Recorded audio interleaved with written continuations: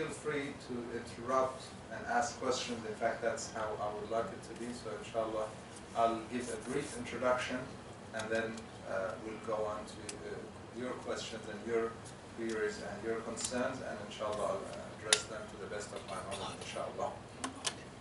Allah subhanahu wa ta'ala in the Holy Quran says, فَلْيَنْظُرِ الْإِنسَانُ إِلَىٰ طَعَامِهِ. Let mankind look at his or her food. In this ayah, there's a reference to looking into our food. Now, when we say halal and haram, it's mostly about food, but if there is any other questions or concerns, inshallah, we can try and address them as well, but mostly about food. Let mankind look into their food. Now, this ayah doesn't just speak of halal and haram. There is another aspect to the ayah, and as we know, Quran has many different levels of meanings. In other words, it has a depth within depth. So at one level, it is speaking of the Creator that we can see within His creation. So as we look at the food that He created for us, فَلْيَنْظُرِ الْإِنسَانُ إِلَىٰ طَعَامِهِ أَنَّا صَبَبْنَا الْمَاءَ صَبًّا, how we brought down the rain and how the earth splits when the plant, the tree is coming out, and all the magnificent creation or the magnificent beauty of the Creator in His creation. When we look at the food that comes to our table, that is one aspect. Another aspect of looking into the food that we eat is to make sure that it is permissible for us. It is something that God has made permissible for us, and that is actually within the same meaning. In fact, those two meanings are they go hand in hand. They're not separate from each other. When you look at what God has created and you realize how magnificent is His creation, and you realize how many variations of food and vegetations are available on earth, then you wonder, what is the best thing for us? Because it is the Creator that knows what He created. He knows well what is best for us. He created us and He created that food, the ta'am.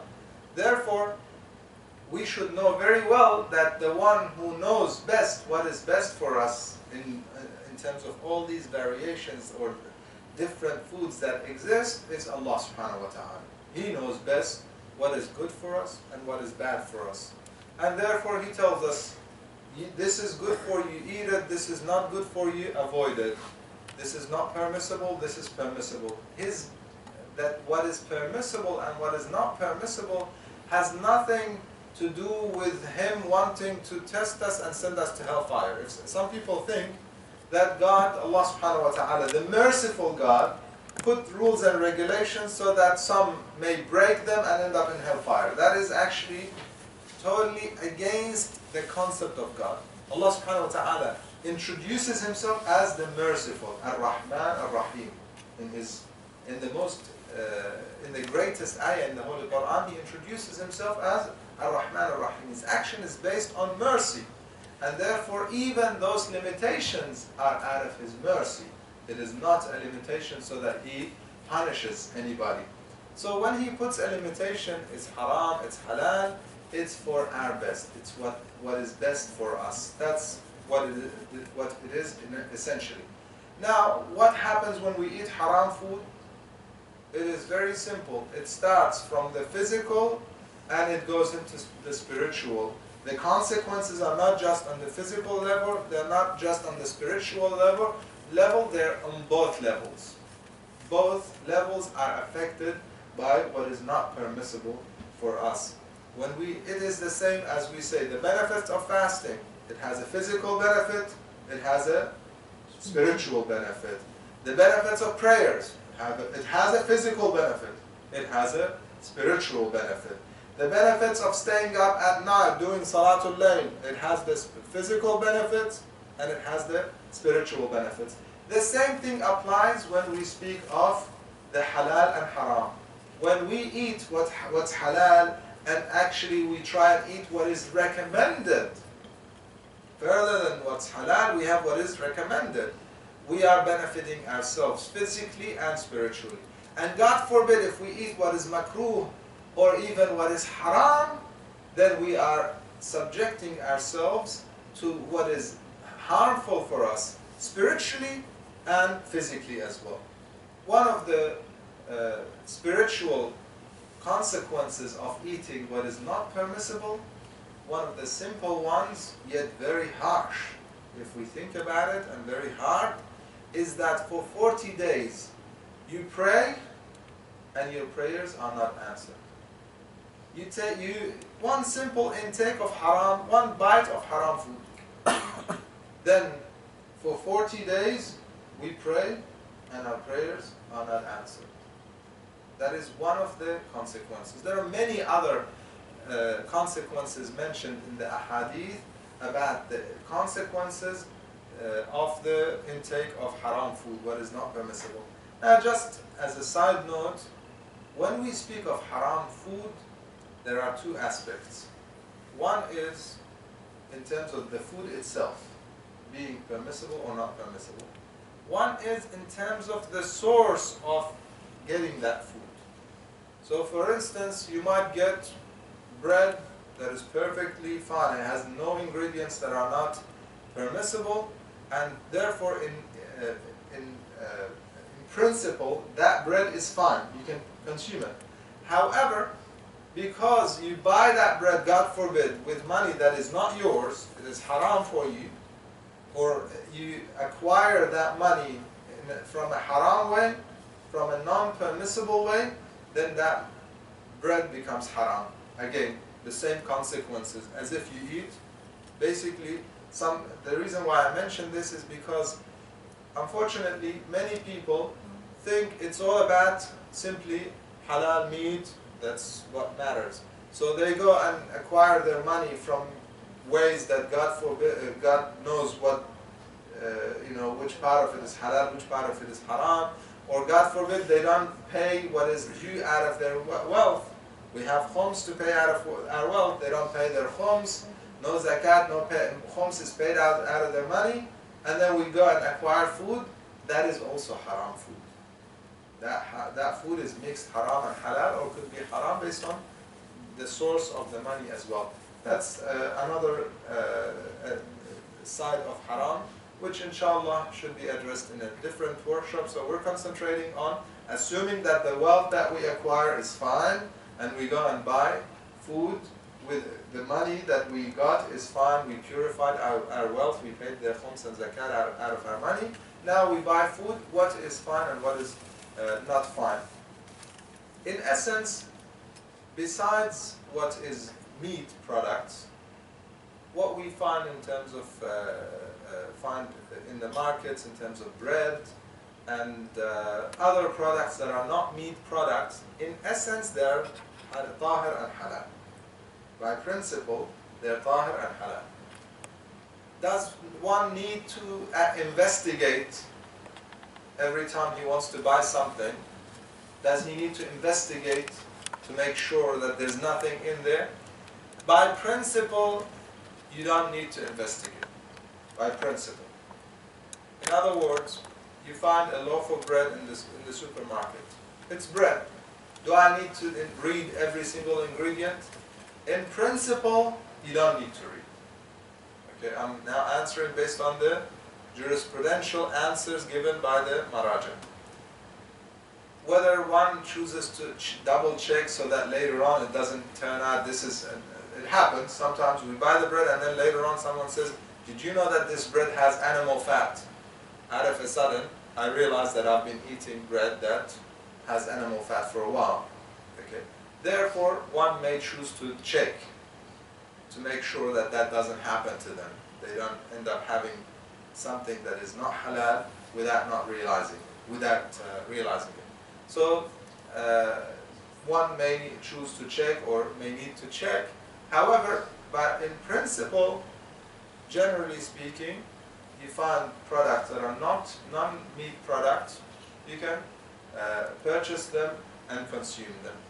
Now, if those products have ingredients from animals, if you know that they have, then, so we are dividing the topic into two.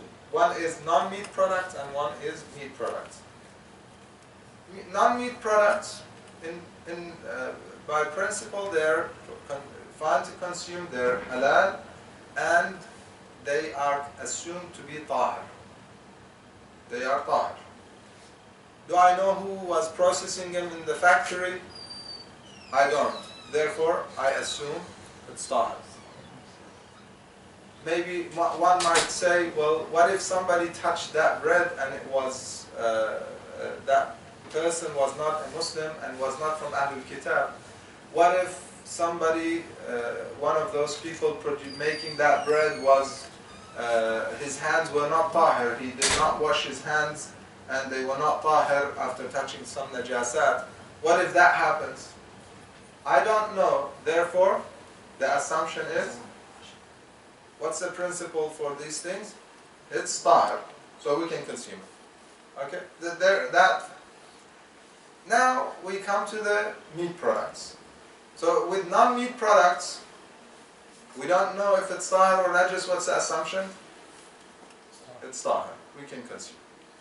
Meat products, on the other hand, by principle, they are not halal until we know they are halal. Now I'll give you the reason, and it's very, very, some may think, well, this is harsh, but it's actually very logical. It's a very easily digested topic when we analyze it. If I find some, let's say, an apple in the forest, I'm walking in the bush, in the forest, whatever, and I find an apple. That apple, in essence, is what? Tahir. Okay. Do I know that some animal touched it? Some dirty or najis animal? Do I know that it got najis? I don't know. Therefore, it's tahir. Now, on the other hand, walking in the forest again, I find a piece of meat. It so happens that I find a piece of meat. Now, in principle, what is the rule with it? It's not halal. Okay? Why? Because God made all things besides meat halal and permissible and tahir in nature. Meat, He made by, in principle, najis. If you find a dead animal, if I find a dead cow, it is what? It is najis. It is haram. The only time I'm allowed to consume it, and this is out of the mercy of Allah subhanahu wa ta'ala, He allowed us as human beings to slaughter, to take the soul. That animal has a ruh, has soul in it. He allowed us to actually take its soul. But with what condition? There are conditions.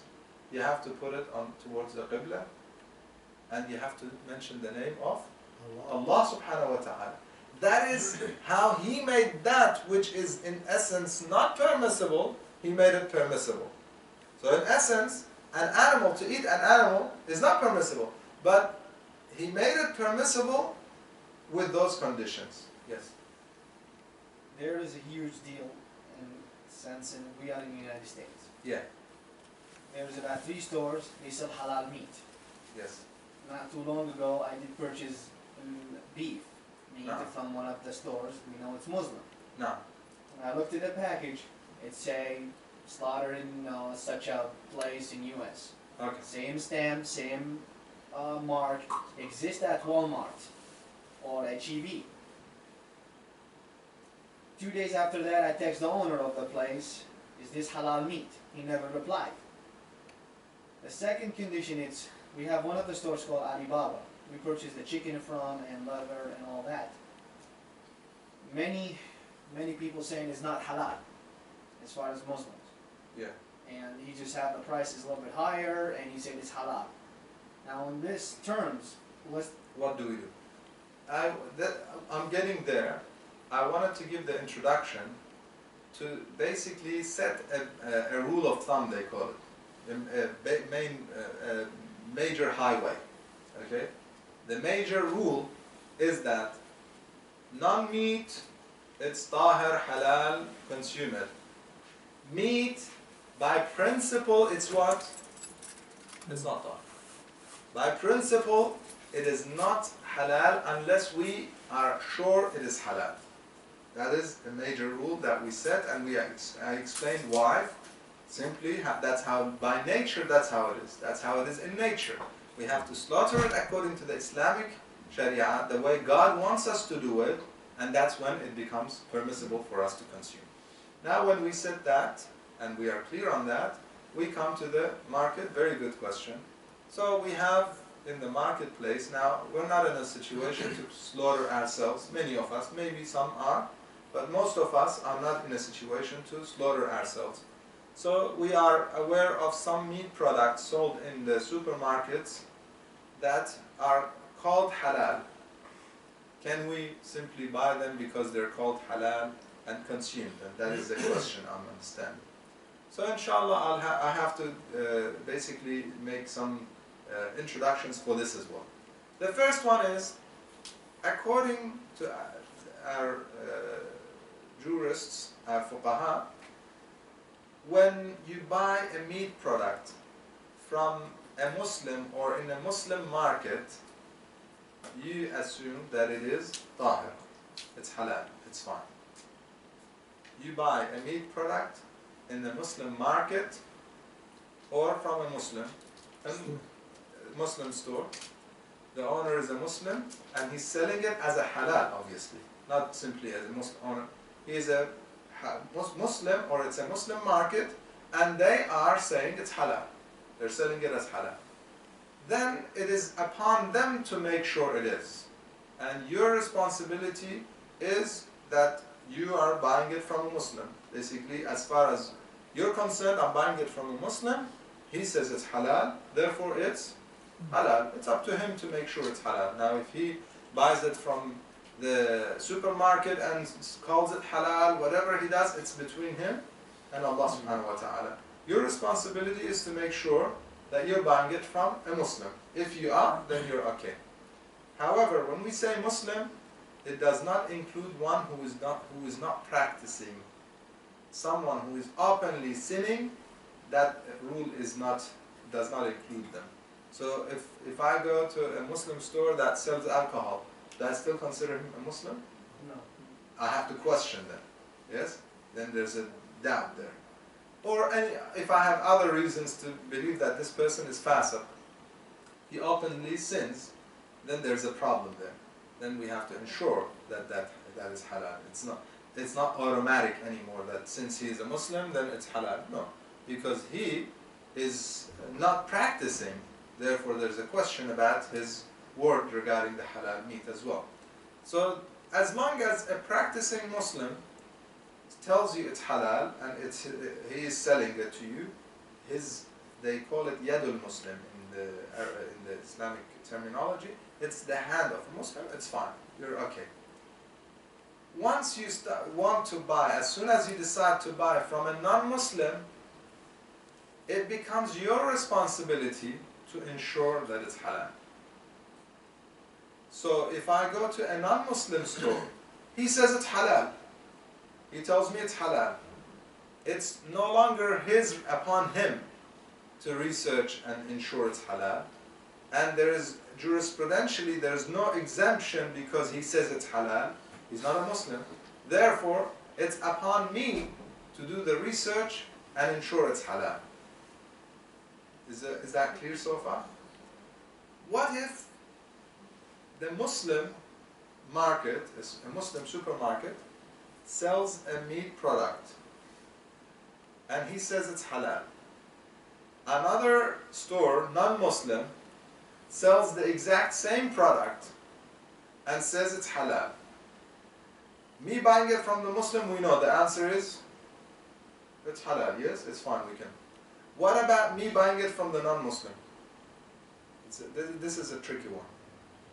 What if he told you it's halal, even the non-Muslim told you it's halal, or they slaughtered but as Islamic way, and they prove you that, that's Okay. fine, you can buy it. We come back, with you, we have to go back to the first scenario. Now, forget about this example. A non-Muslim store sells you meat product and says it's halal. Is it fine? No, you have to ask them. I have to research and be sure myself. Certificate. Okay, I'll explain. Certificates are not sufficient for me to buy from a non-Muslim just because he shows me a certificate. It is not sufficient unless it gives me certainty, yaqeen. Unless I'm certain because of his certificate, I get certainty and atma'nan that it's fine. If I don't reach that certainty, then that certificate is not fine. Because as I said, meat, it is not halal unless I am sure it's halal. Just because he showed me this, if he showed me the certificate, if I'm certain because of the certificate, I'm certain definitely this is halal. Okay. However, in reality, in practice, that is not the case, because people produce certificates and give it to these markets or these slaughterhouses based on their jurisprudence, based on their understanding, and in some cases it may not be exactly what we have. And I have come across many of those situations where they had a certificate, they called it halal, we called them up, we said, can you explain your process of making sure that this is halal?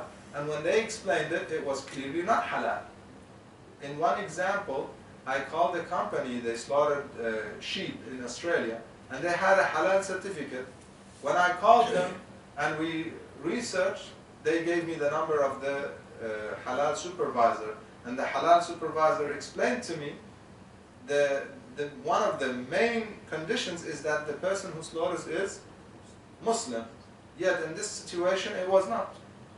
He told me that I have explained to them to put it towards the Qibla and to say Allah or Bismillah and to slaughter it. That's what I've taught them. I said, who are them? Are they Muslims? He said, no. So the person who slaughters is not a Muslim? He said, no. He said, brother, based on our jurisprudence, it's fine. I said, okay, thank you, but based on ours, it is not fine. The condition is it has to. So the certificate does not give certainty, for sure. Okay? Simply because they have certificate. So now we established with the first scenario, a Muslim, no problem. Non-Muslim, we have to research ourselves. We have to go back to the source, the one who slaughters, or the one who gives the certificate. How do you give it? Do you supervise yourself? Do you slaughter? Is it a Muslim that slaughters? And so on. Basically, all the conditions are met, it's fine. If not, then it's not okay to buy. As long as not Muslim, do your research. If he's Muslim, then okay, have a good If day. he's a practicing Muslim, he says to you it's Because halal. one of the stores have Mexicans who slaughter that meat. If you know that, it's not. Muslim Mexicans or non-Muslim Mexicans? Not Muslims. No, Okay. because they chop the meat, it doesn't. Okay, no. If they chop it, it's fine. Whatever you see in here, they have it in somewhere else. The slaughter? Yes. If they are doing it and you know that the Muslim guy is telling you, yet you know that he's not meeting conditions, that's something different. Then obviously here you cannot consume it. We're assuming that you don't know of the process of bringing the meat there. You know that he is a Muslim, practicing Muslim, and he says to you it's halal. The Then owner it's of the fine. store, he's Muslim. He's a practicing Muslim, and he says to you it's halal. Say to me, If you don't know otherwise, it's halal. If you know that it's not halal, then it's not halal, obviously. There's no doubt about that. Okay. Okay. Now we come to a scenario where the halal store is a Muslim store that sells halal meat, carries a brand, a particular brand of meat product that has a certain name. The same product is carried by a non-Muslim. From that practicing Muslim, I can buy it, yes? Can I then apply that and go and buy it from the non-Muslim? No. The answer is, when you buy it from the Muslim, it's upon him to do the research and make sure that batch that he bought is halal. It's upon him. When you're buying it from the non-Muslim, it's no longer upon him, it's upon me to do the research. Unless, again, it's a certainty issue. Unless I know the Muslim store very well, and I know that he has done his research, and therefore I am 100% sure that that product is halal myself, so I have certainty that that same product that's there is also halal. In which case, then I reach certainty. So it's not the fact that the Muslim selling it, now the non-Muslim becomes halal, it's the certainty. You see what it is? So now the certainty plays a role. Yes? There is some restaurant in Austin and Houston. They are American restaurant, but they say our meat is certified halal from this company in Australia and been approved through Islamic Center over there. Yeah. Should we buy from them or You know, we have to make a research? are you certain?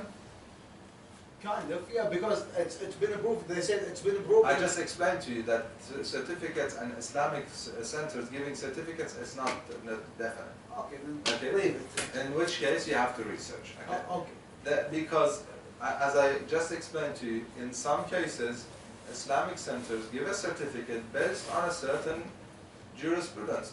Maybe a scholar, not even jurisprudence, not even a school of thought, just a simple scholar says, you know, I believe this is halal. And you know, some of our brothers, Yes. they are very easy to give fatwas. Right. So they say, I believe it's halal, therefore I give you certificate. So now we say, let's say for instance, in this city, a slaughterhouse contacts me and says, is it okay that if we slaughter an animal and say Allah, you know how they say that Allah? If we say Allah, does it become halal? And I say, you know what, we're in America, so let's say yes. So yes, it's fine, and we're going to give you a certificate. How much are you going to pay us? And that happens actually. So they pay a fee for the certificate, annual fee of $500, $1,000. So we start contacting slaughterhouses. Do you want a certificate for halal? You pay $1,000 membership fee, and we give you a certificate for halal. Does that make them halal? No. Okay. So I'm trying to explain to you that these things happen. Therefore, just because a non-Muslim says it's halal, it is not halal. Just because they have a certificate, it is not sufficient. You buy it from a Muslim, it's his responsibility. You buy it from non-Muslim, it's your responsibility to do the research. Is that clear? Now there is one other question regarding poultry, basically chicken. When it comes to chicken, according to many of our present maraja, it is okay for chicken to be slaughtered by the machine, because practically most slaughterhouses, chicken places, most of them, I'd say maybe 90+% slaughtered by the machine. Nobody, or not many, actually do each chicken by itself, by the hand. Okay. So they say it is okay for this chicken to be slaughtered by the machine. However, there are still conditions, obviously. Number one, the operator of the machine has to be a Muslim. So what they're saying is, now instead of the Muslim person killing one chicken at a time, he is killing hundreds using a mechanism where it's not one knife, it's a machine. However, it is the Muslim that's doing it. So the operator has to be a Muslim. The one who turns on the machine has to be a Muslim. And he also has to say the name of Allah subhanahu wa ta'ala for every single chicken that goes on the path, not for one of them, not for the start of the machine, and not a tape, not a recording. Okay? Recording is not sufficient. It has to be a present Muslim person who says the name of Allah subhanahu wa ta'ala on every single chicken that goes past on the machine. Is that possible? Yes, it is possible. It's not a very complicated thing. Just like they put someone to supervise to make sure the machine is working properly, they put a Muslim person to say Allah for every chicken as he turns on the machine, and he says Allah for every chicken that passes before it goes on the, just before it gets basically slaughtered. That's as simple as it is, and then it is halal. So that's with the chicken. Unfortunately, we have many of our Muslim brothers, they have differences in that. Many of them, they are simply going by a recording So a record, and not a Muslim operating, in fact not a Muslim present in the factory. So you have a factory, it's non-Muslim factory, they just put a tape there and it repeats Allah, Allah, or Bismillah, Bismillah, and they slaughter and they tell you it's halal. This is not fine according to our jurisprudence, and therefore if that is what the halal chicken that's served, then we cannot consume it. Yes? Someone asked the same great question from Ayatollah Sistani, Sayyid al-Sistani, on the website, the very same question, please have a Farsi version. So we say, okay, somebody turn on the machine goes and slaughter all of them at the same time, and he says that's okay. Yeah, I have asked personally and I've gotten a different answer. Unless their office in Iran gives a different answer, It's I'm on not the sure. Yeah, because the website is not directed to him. So when this issue, because we are also supervisors, myself and my brother at one point, and we also supervise this issue and we have to deal with it. So we've asked directly. Okay, so if you've gotten a different answer, I would practice precaution, because I have personally gotten the answer that just operating and leaving is not sufficient. You have to be there and you have to mention the name of Allah subhanahu wa ta'ala for every one of them. Also, you have to also be aware of the fact that there are differences between our scholars on this. So I wouldn't go with the easy way, because let's say one scholar says it's fine, I would rather go with one that the rule that all of them are fine with, especially because we invite each other. And when you come to the center, you bring food for everyone. What if somebody, his madra does not allow him to have that? So we have to make sure that we practice precaution in that. And personally, the answer I know is it has to be for each individual chicken and not just for the entire one. And to be honest, it's not a very complicated issue. It's not that he has to stay there for hours and hours, because they do a batch at a time. They don't do hundreds of thousands at a time. They do a batch. So that factory, let's say, they do 1,000 heads today. Okay? So 1,000 heads is going to take, let's say, an hour and a half or whatever it is. It's simply them turning on the machine and saying the name of Allah for that hour and a half, and when it's done, they're done basically. That batch is over, it's all halal. It's not very difficult to attain either. About the takbir when they're going to slaughter by the machine, one of the fatwa says it shouldn't be like, say, Bismillah Allah Akbar on every single chicken. Allah, but he has to have a niyyah to slaughter all of them, and that's enough. We could say it one time. As I said, based on what I've asked the Maraja myself, it was not sufficient. Simply to say it once for all of them, it was for the sake of precaution, it was not sufficient. Yeah. Any other questions about, yes? The way that you explain, I'm sure that you're not eating allowed chicken in this country. Because, you know, I don't think anybody is doing the way that you're telling. Actually, it's, there are many. In fact, I called at one point, they were getting chicken from Restaurant Depot in Florida, in Tampa, where I am. And so we made some phone calls and some research. And we were told one of the factories, it was not based on what we had, it was not halal. Not just the fact that they turn it on, because, as I mentioned again, if they hire a Muslim to come and operate the machine, it is not difficult for them to pay him for 2 hours, because for him to come to the factory and go back, they have to pay for it. So that it's not a difficult thing for them to pay the Muslim person to operate and stay for a couple of hours until that batch is over. Okay? So one of the factories, I spoke to the person who supervises, and he explained exactly, he's a Sunni brother. However, exactly what I explained is what they do. They go themselves, one of the Muslim brothers that give the certificate, they go themselves, they operate it, and they mention the name of Allah for every single one of the birds. That's how they do it. He, however, said to me, that is not the case with all the other factories, so make sure any other company, you call them. Another company, when we called them, they said it is as simple as giving them a tape having the name of Allah, and they operate it themselves, they put the tape, and that's pretty much it. We just make sure, we tell them to make sure you turn on the tape when you do our batch. So when you do your the halal batch, you turn on the tape. The reason being is between this mentioning the name once at the beginning and mentioning it for every bird, there's not much of a difference. But between not getting a Muslim to go to the factory and getting a Muslim to go to the factory, there is a big difference for them. And therefore, normally, what ends up happening is those who take it easier, they take the easy route, they use the tape without a Muslim operator and without physically anyone saying the name of Allah, just a recording. The ones that take that extra precaution, they actually get the person to supervise it throughout and to say the name of Allah throughout.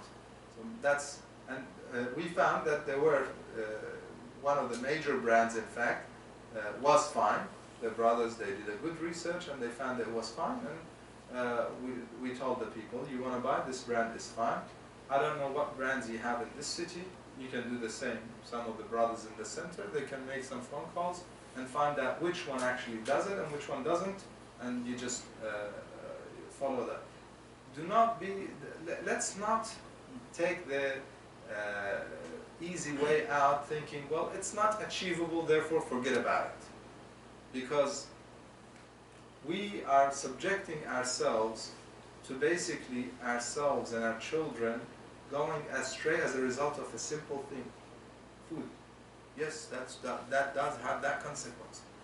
I pray, oh Allah, Rabbi hab lana, Rabbana hab lana min azwajina wa dhurriyatina qurrata a'yun, yet I'm eating haram. Not me, not my children, I'm feeding my children haram. I will not have that qurrata a'yun. Rabbi ij'alni muqima as-salati wa min dhurriyyati.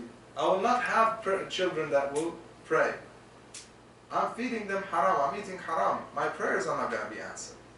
And I've seen, brothers, sisters, when I emphasize on this issue, because I've seen how people lose themselves and their children, and they go in the society and they don't know what's happening, but they lose them. It is very, very important that we take that extra precaution and make sure whatever we're eating is halal. And it's not simply because it's difficult doesn't make it fun not to worry about it. And it is achievable. It's not something that's unattainable and achievable. Yes? Can we go to McDonald's and have a fish burger? Good question. Can we go to McDonald's and have fish burger? That's now, we're coming to a different topic. Fish burger in McDonald's.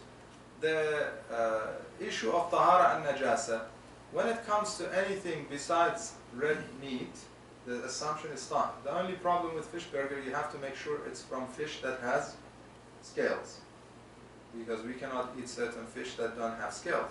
Assuming that it's from fish that has scales, then it is fine to eat it, because you don't know how it was processed, whether it was processed together with the meat that's not halal, or whether it was, let's say it was fried. I don't know that it was fried in the same fryer as they fry animal products. When I don't know, and it's not meat, it's not red meat, when I don't know, the assumption is it's tahir, therefore I can consume it. If one wants to be take the extra precaution and check how they process things, it's good for them. However, if you don't know, you assume it's tahir, you can consume But I it. have to mention something for our brother. There is codfish and catfish. There is different. Some restaurant has the one C-A-T. Yeah. This was not halal, but C-U-T. This was the halal. The halal word. You have to make sure, like, if it's cut or cat. Yeah, so you have to make sure the fish that they're giving you is fish with scales. If it's fish with scales, then in essence it's halal. I don't know if they processed it together with the non-halal stuff and it got mixed and najis, because you know non-halal meat is also najis. I don't know that it happened, therefore I can assume that it's tahir. That's the ruling. Personally, I take that extra precaution and I check, because in many cases I found that it's not later on, and I don't want to be sorry later on that I've had najasa and so on, so I check. But if in essence it's fine, fish that has scales from stores like McDonald's, in essence it's fine. There might be secondary issues that make it not fine. Personally, I don't buy anything from McDonald's for other reasons, for political reasons, because of their support of countries that are in war with the Muslims and basically the state of Israel and so on. Because of these reasons, I personally don't buy from them and other companies. But in terms of fish burger and so on, that's provided it's fish with scales, it's fine. Any other? Yes. Going back to buying meat from a Muslim owner, if you know that person sells shellfish, like lobsters or crab, along with their halal meat or thing, would you still consider that person, that owner, a Muslim? Or yeah. Okay. Good question. A Muslim that sells fish that is not permissible to some of our school of thoughts. Most of our maraja, the school of Imam Sadiq alayhi salam, they say shellfish and crab and those types of seafood products are not permissible. What about selling them? Selling them is not is okay. It's not haram. Selling them is not. They're not najasat. Selling pig meat is haram. Okay, that's selling najasat. Selling dogs, trading in dogs is haram. Buying and selling dogs is haram. However, some people, when they train the dog, they may charge you for the training of the dog, not the dog itself, because selling and buying dogs is haram. You can have a dog, give a dog to someone, but for the reasons that are fine. However, buying and selling pig or pig meat is not fine. It's haram. Okay, najasa. Buying and selling wine and so on. However, buying and selling seafood products, they are not najis, and it's okay to sell them. So someone who sells them, it is they're okay. They're not fasiq based on that. No. A meat product that you find it on non-meat product like gelatin, like in a capsule. Very good question. The ruling with gelatin and so on. A product like gelatin is it's derived from meat. Now, the question is whether or not it's tahir. Okay. In essence, this was najis at one point. So it is najis unless we know that it became tahir. Some say it goes through istihala, therefore it's tahir. However, my personal scientific opinion, it does not go through istihala and it's najis. I'll give you the reason. If it goes through istihala, they will not use it as gelatin. It will not be gelatin anymore, because it will lose its jelly character, which they want. Gelatin is basically they use it's like stock. They boil the bones of mostly pig, because it has the highest concentration of gelatin in its bones, in its bone marrow. So that mostly pig or other non-halal meat animals, they boil those bones in water until that water has that jelly in it. Now that water, is it najis or tahir? It's najis. So now I'll explain to you how it's produced, and you tell me if it's najis or tahir. Now that water that's najis, they filter it from the particles from the bones and stuff. Is that water that's filtered through those, is it tahir or najis? Najis. We're still najis. Yeah, nothing changed. You stay najis until it's like. Now we go to the we go to the next stage. Then they sometimes use bleaching to just take. They dye. They use the bleach to take any color that's in that water to make it clear, no longer colored, because it's colored. It's dark. They bleach it, make it clear. Is it najis or tahir? It's the same thing, najis. Then they dehydrate that liquid and make it into powder. Najis or tahir? Najis.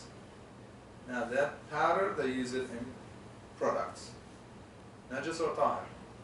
Najis. Najis. Give you another example so it becomes clear. Actually, this example I heard from Sayyid Sabah Shubbar. Some of you know him. He's one of our great scholars.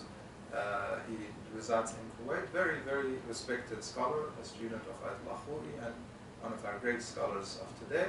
He was asked this question, and he gave a great example. He said, we have wheat, qamh, that became najis. Somehow, blood, urine, whatever, it became najis. Now we go and make that wheat into flour. We grind it and make it into flour. Now it used to be wheat, now it's flour. Is it najis or tahir? Still najis. Simply by making it powder, it didn't change form. Now that powder, we put it in water and make it into dough. Khamir, ajin. Is that dough najis or tahir? Najis. That dough, we put it in the oven, we bake it. The bread that comes out, najis or tahir? Najis. Same thing. The example I usually use is a little different. I ask people, if you have basically la haya fi din, there's no embarrassment, inshallah, urine, okay, human urine, if you bleach it and it becomes clear, is it najis or tahir? Would you ever think of consuming it? Nobody would. Now that clear mixture, we dehydrate it and make it into powder. Is that powder, would anyone consider it tahir? Would anyone think of it's najis? Still najis, nothing changed. Okay, so that's the process of making gelatin. And when I asked one of our very good mu'mineen, one of our believers, who is a researcher on basically PhD level researcher in chemistry, I asked him about the whole situation. He said whether it changes form. He said if it changes form, it's no longer gelatin, therefore no longer they would use it. Okay, it's the same thing that exists in that liquid is the same powder. It's not when they make it liquid again, it's the same product. Nothing changes. Therefore, it's not istihala. Therefore, it's still najis. Does the size makes any difference? A couple of says grain for it. Very good question. Several. Does the amount matter? This is a very good question. The amount of najasa does not matter as long as it's going to make something najis. I'll give you the one drop of blood in a big oil container, a huge oil container. One drop of blood makes it najis. Why? That's not water. The amount of najasa in water does matter. If it's a big amount of water, more than khur, then if it doesn't change color, smell, taste, then that water stays as tahir. Unless it's qaleel, it's less than khur. If it's more than khur, the amount matters. Less than khur, the amount does not matter. That's for water. But for other products, soup, okay, ma'al mudaf, water that's mixed with things. Now it's a soup, it's juice, it's oil, it's any of a small dot of najasa makes it najis. Okay, so even a small amount of gelatin in a big container of food, it makes it najis. What you may find as different is if they use alcohol that is not najis, industrial alcohol. We have the alcohol that is from wine, the khamr and so on, that's najis. If they use it in cooking, that whatever product is najis. However, if they use industrial alcohol in production of food, if that amount is what they call in fiqh, they call it mustahlak. It's such a minute amount that is not even considerable and has no effect at all. Now, drinking even industrial alcohol is an intoxicant, therefore consuming it is haram. However, it's not najis. It is not najis it is haram to consume, but if it's such a minute amount that is consumed in that mixture in a way that it has no influence whatsoever, it's fine. For instance, they say some medications, they say they have a percentage of alcohol. If it's a small percentage, it's fine. But if it's a big percentage, it is not fine. Now, to be honest, I have not gotten a clear answer on what's the percentage, but I've asked, when it was, we had a situation where it was a medicine that had less than 2% alcohol, industrial alcohol, they said it's fine. However, there was one that had 10%, and in that case they said it's not fine. So I would say if it's less than 2% industrial alcohol in medicine or in products, it is mustahlak. You can, if it's more, don't consume it. But that's in terms of amount, inshallah, that explains it. Yes. So if you go to the restaurant, No. it's like if you go seafood, No. they serve meat and chicken and seafood. No. You don't know if they use the same grill, the same plates. You need to check. And sometimes if you ask, they don't give you like The good answer, the right answer. So you go to a restaurant, they serve halal, non-halal meat, they serve maybe pig, ham or whatever, and they also serve seafood. If I order seafood, do I need to check that they use the same grill or not, they use same plates or not? Jurisprudentially, you don't have to check. Because you don't know what happened in there, you can assume it's tahir. Fiqhiyan, you can assume it's tahir. Now it's up to you. Now that, as I said, some may choose. Personally, I ask and I clarify, otherwise, generally speaking, I avoid. However, if, as I said, if jurisprudentially, you don't have that obligation to ask. If it is seafood that is permissible for you to eat, they bring it to your table, you don't know what happened in the kitchen, you assume it's tahir. Any other questions? Yes. Sisters, feel free if you have any questions, and if you are not comfortable, you can write them. If you don't want to speak, you can write them. Salam alaikum. Alaikum assalam. There is this restaurant in the city that they have said they will serve halal and haram meat, halal and haram food No. in their store. And the owner is Muslim. We don't know if he's practicing Islam or not. But they have asked, he's claiming that when he's making the food, he's very careful about the halal part. Okay. Because So you have a restaurant that is a Muslim owner. He says he sells some halal and some not halal. He tells you that when he cooks or prepares the halal food, he takes enough precaution to make sure it doesn't mix. If he's a Muslim and you have no reason to doubt his practicing, his nature, his faith, whatever, you don't have a reason to doubt,